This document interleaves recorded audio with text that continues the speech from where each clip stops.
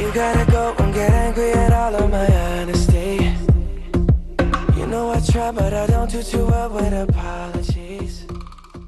Aquí, año 2018, titulé este programa La justicia en la mira. Mira de mirar y mira de blanco.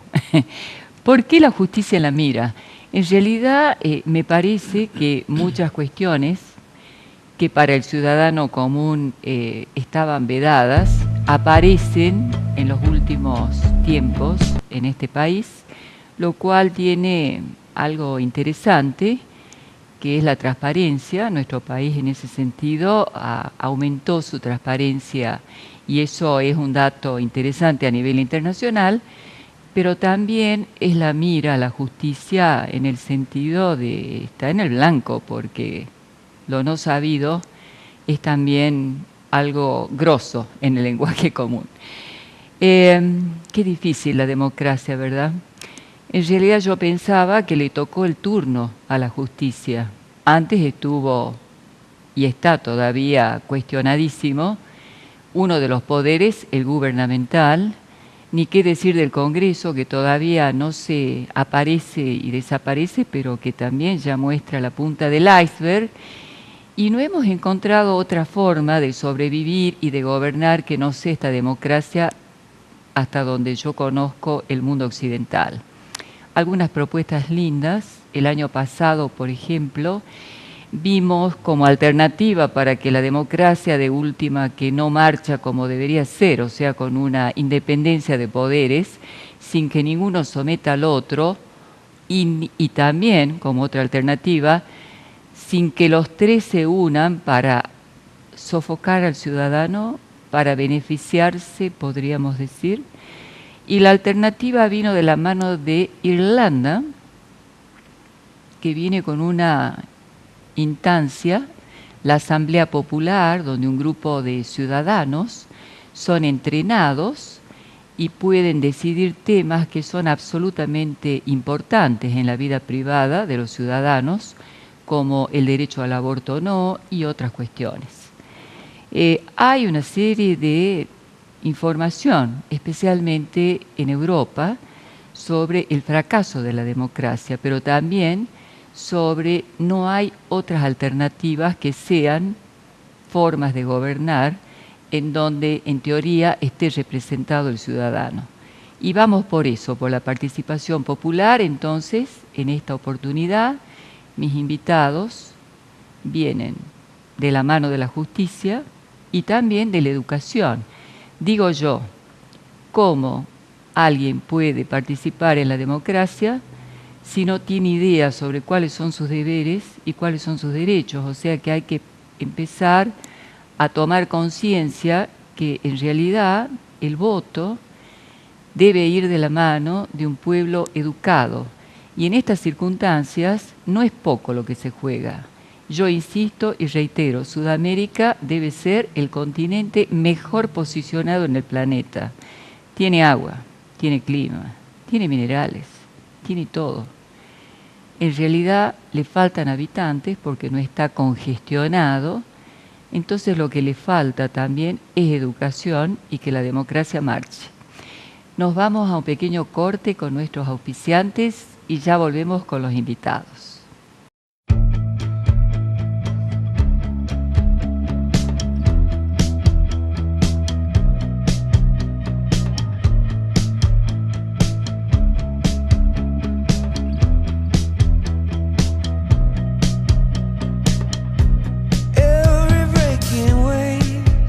Darío Arias, nuestro amigo Darío, vicerrector de la Universidad Católica de Salta, vicerrector administrativo, ¿verdad? Así es.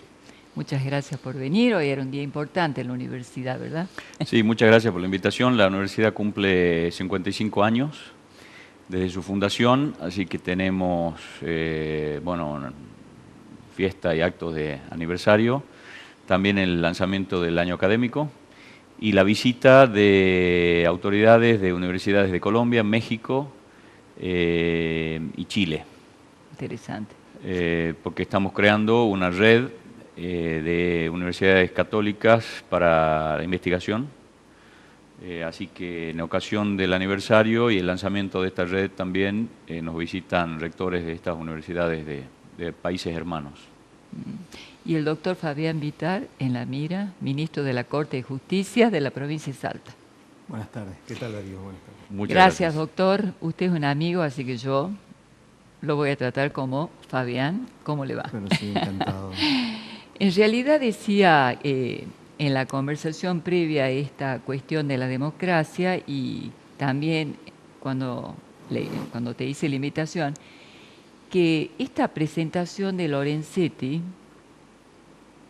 2018 para la justicia, para el inicio de su actividad, tiene, digamos, el sello de Lorenzetti de una gran capacidad de síntesis, mucha claridad para temas que son absolutamente complejos, y hace un pantallazo de lo que fueron 10 años de Lorenzetti también. Sí, puede ser. 10 o un poquito más, en donde yo ya anteriormente todo lo que es la digitalización, lo que sería la modernización en la justicia, lo había escuchado, precisamente fue él el que produjo o tuvo la iniciativa, pero por otro lado, si bien tiene esta claridad y esta mirada panorámica, a veces pareciera que no forma parte de esta institución de la que él es parte porque es el presidente de la Corte. No en tanto, sí, creo que las puntuaciones de Lorenzetti son fundamentales para los 10 años de justicia y las asignaturas pendientes también. Eso, por un lado, es un tema que me gustaría que después lo abramos un poquito, las puntuaciones que él hace. Un segundo tema es, en realidad, que el ciudadano común, yo me incluyo, no entendemos por qué el que comete delito está afuera. Y en realidad entendemos que hay un proceso y que los procesos no son iguales en los distintos países. Inclusive Lorenzetti habla de la autonomía que podría tener la justicia y que cómo la tiene Estados Unidos y cómo la tiene Brasil, que hoy, nosotros salimos en diferido, pero hoy Lula no puede ir a una reelección. O sea que Lula está absolutamente cuestionado. Otra noticia en relación a la justicia que me impresionó, hoy en Paraná, los niños no se quedan solos con nadie, ni los pedagogos, ni alguien de la curia, ni... Los niños están vigilados por la cantidad de juicios que existen en Paraná, República Argentina, de pedofilia. Eso no lo pone Lorenzetti en su discurso inicial, pero sí habla, por ejemplo, de lo que pasa con los ancianos, de la necesidad de proteger al niño, etc. Pero el ciudadano común no entiende por qué la justicia no decide y no sabe bien si realmente está en condiciones de decidir entre el bien y el mal. Y termino con Maquiavelo, que dice que en realidad cuando uno desconfía de una institución, entra en una descalificación de la institución, en donde todo el mundo se permite los agravios y los funcionarios dejan de representar a la institución.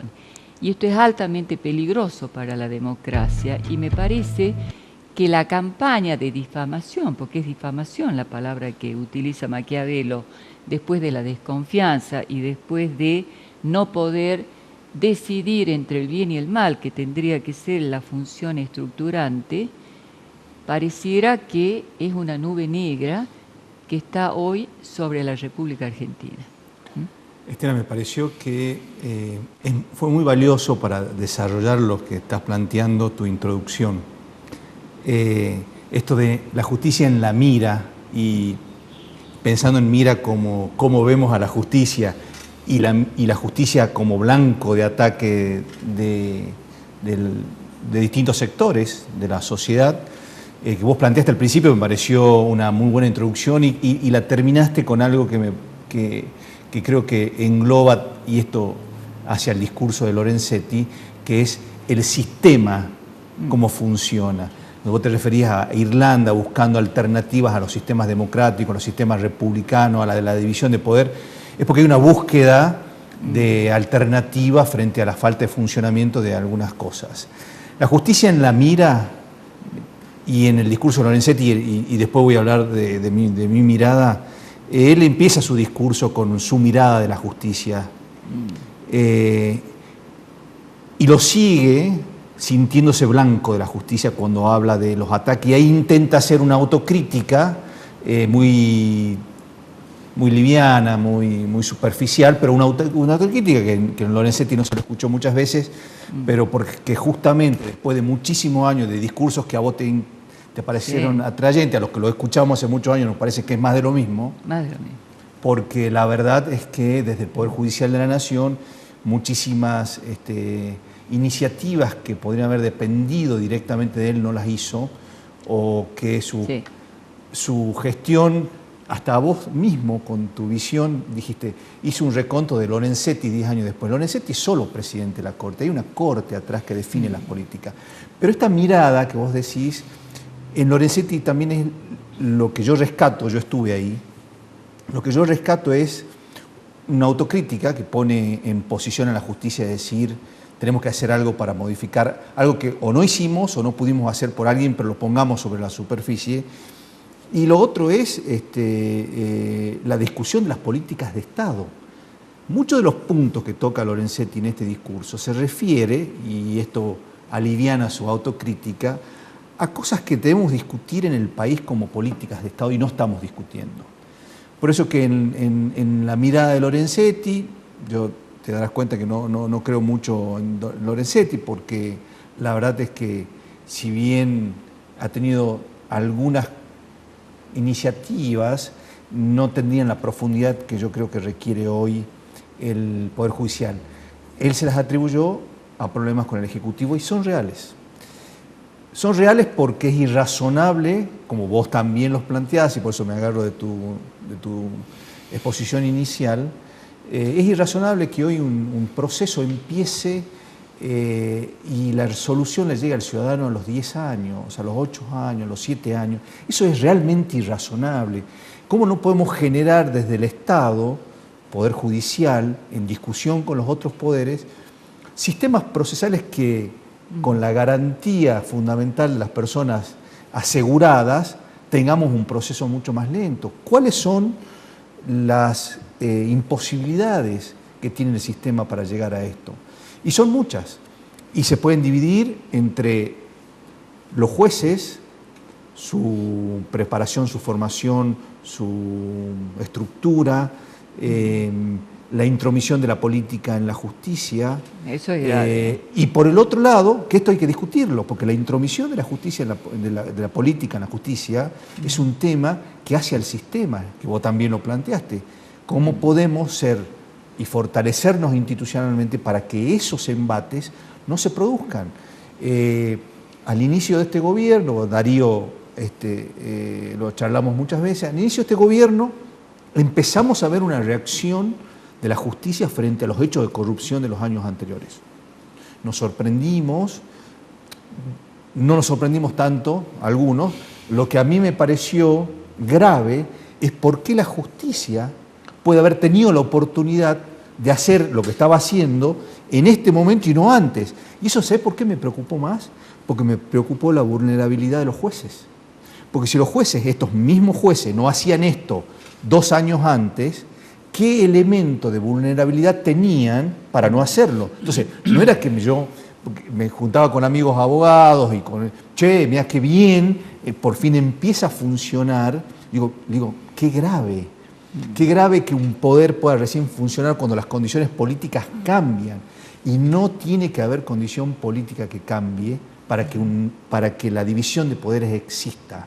Y esto, bueno, podemos empezar a discutir algunas iniciativas que hacen, primero, a esa irrazonabilidad de los plazos y de los tiempos de la justicia que afecta al ciudadano, al que nos está escuchando. Y en esto podemos hablar de la modificación de los códigos procesales y en la modernización a la que dijo Lorenzetti, que nosotros la estamos haciendo hace muchísimo tiempo, Sí, y yo estamos creo hablando que de sí, algunos otros sí. procesos donde la justicia empieza a tener la fortaleza institucional que nuestra Constitución manda, y para eso la educación, bueno, daría un experto, y la conducta son elementos fundamentales para el crecimiento.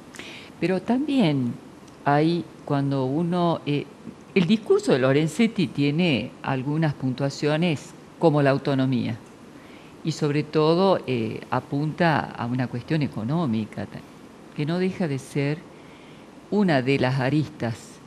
Pero ¿quién maneja realmente esa plata para el avance y para la digitalización? Bueno, Lorenzetti ¿sabes qué planteó directamente, Lorenzetti, Estela? no con la escuela de la magistratura que tendría el que ser. Consejo. El Consejo. Claro. Tendría que ser, Bueno, ¿qué plantea Lorenzetti cuando habla de esto? El Consejo de la Magistratura, Instituto Constitucional, al que se le dio el manejo administrativo del Poder Judicial, esto es, recursos para toda la infraestructura judicial. Esto fue una manera de retasearle poder a un poder. Esto es una decisión de las convenciones constituyentes que resolvieron que el Poder Judicial no podía manejar, la cabeza del Poder Judicial, estoy hablando de la Corte de Justicia de la Nación, no podía manejar todos los fondos y se lo dieron al Consejo de la Magistratura. sí, Este es el resultado de eso. Este es el resultado de cuando Lorenzetti dice, ¿por qué no nombran jueces federales en el norte de Argentina?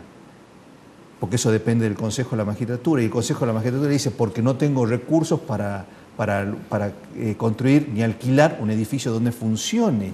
Esta discusión que tiene origen, y a esto voy, que tiene origen en una discusión política, Estela, no de visualizar un Estado más eficiente, sino cómo le retaseamos poder a una cabeza de poder, que era la Corte de Justicia de ese entonces, estamos hablando del año 94, con los recursos. ¿Qué significó esta discusión política en la Convención Constituyente? Menos poder económico para la Corte. ¿Qué resultó en los hechos? Y un Poder Judicial debilitado, un Poder Judicial que no maneja los Sometido. recursos. Para eso está. Algunas discusiones, algunos miran con ojos de tomar el otro poder y se reflejan con este tipo de decisiones. claro. Esto es lo que es la discusión de la Argentina del futuro. Sometimiento Esta de es la la discusión, justicia. por eso esta es la discusión cuando este Consejo de la Magistratura, que está tratando de salir adelante, pero ¿qué tiene este Consejo de la Magistratura? Una ley de hace 6 años que le modificó la conformación y le puso mayoría de miembros del Poder Ejecutivo de ese entonces. ¿Para qué? Para controlar los procesos de designación y de remoción de jueces. Entonces, la fortaleza institucional que nos puede hacer cambiar viene de la mano de estas cosas. Bueno, hay en el discurso de Lorenzetti, a mí en realidad me impactan algunos significantes como no es posible. Lo debe haber dicho 15 veces en el discurso en 55 minutos. Y en realidad él forma parte también de esto. Yo creo que se podría haber hecho algo para que esto sea posible.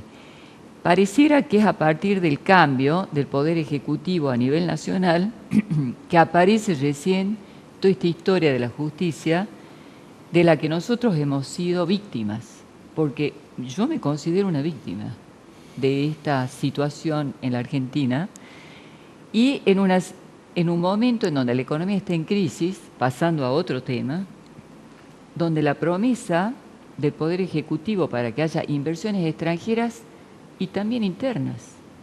Nuestra familia es familia de productores primarios. ¿Quién va a invertir en la Argentina si no sabe exactamente hasta dónde existe garantía sobre su propiedad? Hoy, hasta mi familia tiene vulnerado el derecho de propiedad y no es la primera vez.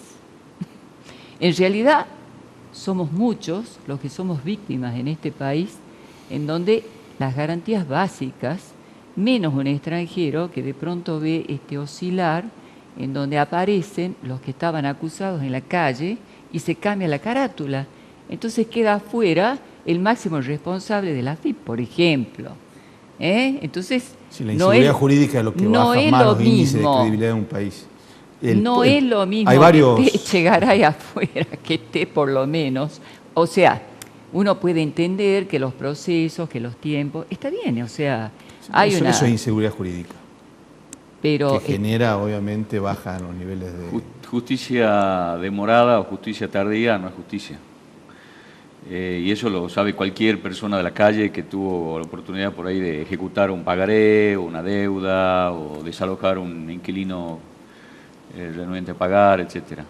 Mi padre, que era abogado, también decía que él tenía un cliente que era holandés y que él, antes de hacer inversión en un país, preguntaba cuánto tiempo demoraba cobrar un juicio ejecutivo, que se supone que es sumario, rápido, ejecutivo, justamente el nombre lo explica. Y lamentablemente la realidad es que cualquier juicio, por más sumario o rápido que en teoría debiera ser, puede, por chicanas, por ardides de las partes o por falta de decisión de quienes tienen que administrar justicia, se puede prolongar por décadas. o sea que también el sistema podría ser favorable, el sistema nuestro, argentino, a ciertos tipos de intereses, o sea que demorar realmente forma parte del paquete que beneficia a unos cuantos. Yo no sé si hay dolo en eso, o sea, si hay realmente una decisión política de que esto suceda. Creo que si tenemos una justicia tardía, defectuosa o vulnerable, como decía, a la influencia del Poder Ejecutivo, son errores que hay que corregir, son vicios, porque el sistema republicano que implica división de las funciones del poder del Estado, donde además la justicia es el más importante, porque controla al Ejecutivo y controla la constitucionalidad también de las leyes, o sea, del legislativo. Creo que sí hay formas de seguir trabajando para mejorarlo. O sea, creo que cambiar el actual sistema no nos va a llevar a una panacea y a una solución inmediata. Bueno, sí. Discúlpame, Estela, yo planteo el tema así de crudo y con esos extremos porque mirarlo desde ese punto de vista, que es la mirada, me permite que cuando soy blanco tener la obligación de dar respuestas y analizarlas. Y esto que yo discuto, nosotros estamos permanentemente desde el Poder Judicial viendo cómo solucionar los problemas, desde los métodos alternativos de solución de conflicto hasta mejorar. Nosotros calificamos hoy, en la justicia de Salta, califica con normas ISO de calidad de gestión. ¿Por qué? Porque advertimos que a la vieja estructura judicial de los jueces que manejaban sus juzgados como bien podían, o con su instinto, con su preparación o con su impronta, le teníamos que dar elementos y herramientas técnicas. Por eso es que nosotros calificamos normas ISO de calidad de gestión. Hoy tienen herramientas para que en el juzgado haya procedimientos que tengan una gestión que esté profesionalmente avalada para ser más eficiente, más rápido. Y estamos buscando, tenemos una auditoría que creamos hace más de 6 años, que viene a detectar el problema. ¿Para qué? Para solucionarlo, porque sabemos cuál es el problema. ¿En qué nos encontramos? Nos encontramos con un sistema procesal donde la garantía individual es lo principal, debido proceso, defensa en juicio, 3 instancias, primera instancia, apelación, segunda instancia, apelación, corte, recurso extraordinario federal, yo podría enumerarlo. Si seguimos haciendo lo mismo, por más que seamos eficientes, que busquemos herramientas, que digitalicemos, que modernicemos, que despapelicemos. No llegamos a tiempo. No llega, pero ¿qué buscamos con esto? Hay que empezar a generar los cambios para ser más eficientes. Nosotros ya lo estamos haciendo y estoy muy contento como lo estamos haciendo. Ahora, lo que sí hay que buscar, esto que yo decía recién, cómo ser razonables en esos plazos sin que el principio general de la garantía individual sea vulnerado. ¿Por qué?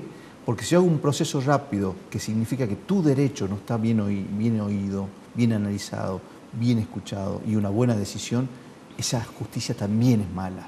Entonces hay que buscar ese mix, que es el que en la justicia de Salta estamos buscando con muchas herramientas que ya charlaremos dentro de lo que queda del programa. Yo tengo una pregunta y vamos a hacer un corte aquí y para ustedes un corte hasta la semana que viene y la dejo a la pregunta. Se la hago a Fabián Vitar. ¿Qué tan independiente es la justicia, la que opera, los fiscales, en Salta, del poder ejecutivo, que sería lo ideal en una democracia, de manera tal que en realidad haya una transparencia, además de todos los problemas que se suscitan, especialmente los tiempos, que realmente son tiempos eternos, que cuando llegan ya eso es, ya pasó, el conflicto ya fue. Pero qué tan independiente puede ser la justicia en Salta, y con esto nos vamos a un pequeño corte y ya volvemos aquí y con ustedes. Muchas gracias por acompañarnos hasta la semana que viene. Volvemos cuando quieran.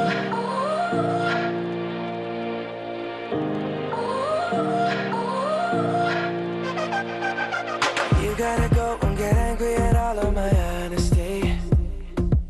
You know I try, but I don't do too well with apologies. I hope I don't run out of time, cause someone call a referee.